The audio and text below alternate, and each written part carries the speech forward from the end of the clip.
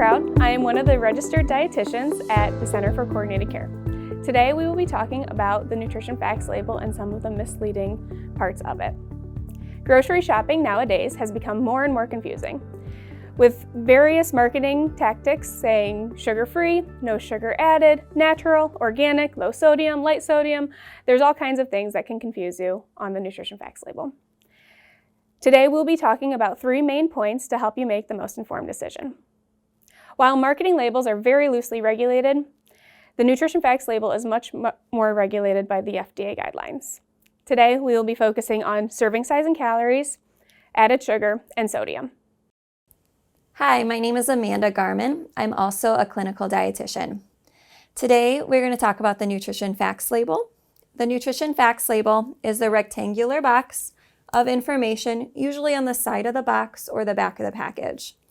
This information is more accurate than the marketing terms on the front of the package. The first thing we look at is the serving size and the calories. The nutrients at the bottom of the label are in reference to the serving size listed. For example, popcorn, the serving size is roughly 4 cups. If you were to eat 8 cups, we would double the nutrients below. Calories are often a main focal point of this nutrition label.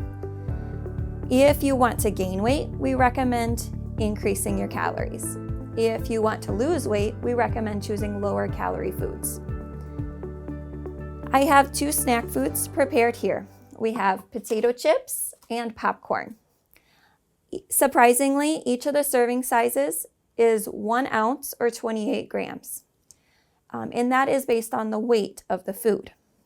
You can see when we measure that out, their serving size looks completely different. Although these 2 foods are very similar in calories, for most people, the larger serving size can be more appealing and often more satisfying. In addition to the fiber in the popcorn being a whole grain, the popcorn is often a better choice. The added sugars listed in the label is fairly new. It is located in the subgroup right below total carbohydrates. It is helpful to help identify the amount of added sugar in the food versus naturally occurring. Added sugar is the sugar added to food for additional sweetness. For example, white milk has 12 grams of sugar and 0 grams of added sugar. Chocolate milk, on the other hand, has about 22 grams of sugar and 10 grams of added sugar. In the white milk, the sugar is coming from the lactose, while in the chocolate milk, the sugar is coming from the lactose as well as the sugar added through the chocolate. In general, we want the amount of added sugar to be as low as possible.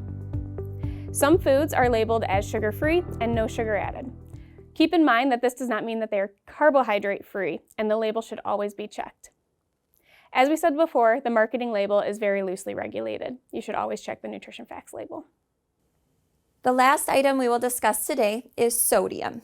Sodium is another word for salt.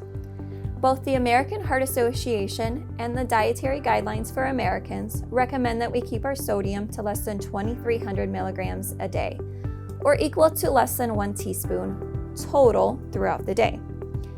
Lowering our salt can decrease our risk for heart attack, stroke, hypertension, also help decrease bloating and swelling, and by lowering our sodium, we can improve our artery function.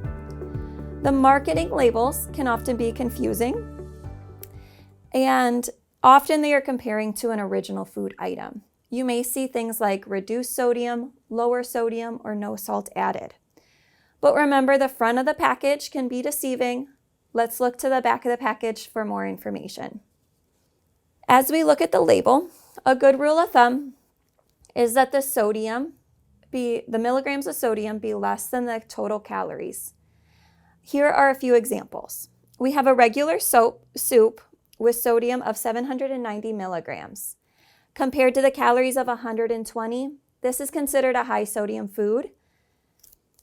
If we compare it to a lower sodium option, the sodium is reduced to 470 milligrams, but continues to be high. So regardless of which option you choose, we should watch our portion size and be cautious of what foods we pair it with. Another example would be our green beans. The regular green beans has 380 milligrams of sodium, making it a higher sodium food. The no salt added green beans, if we look at the back, only has 10 milligrams, which would be pretty equivalent to a fresh green bean product. And the no salt added green beans is indeed a better choice. Remember, for the most accurate information, check out the nutrition facts label on the back. In conclusion, don't be a victim of misleading marketing tactics.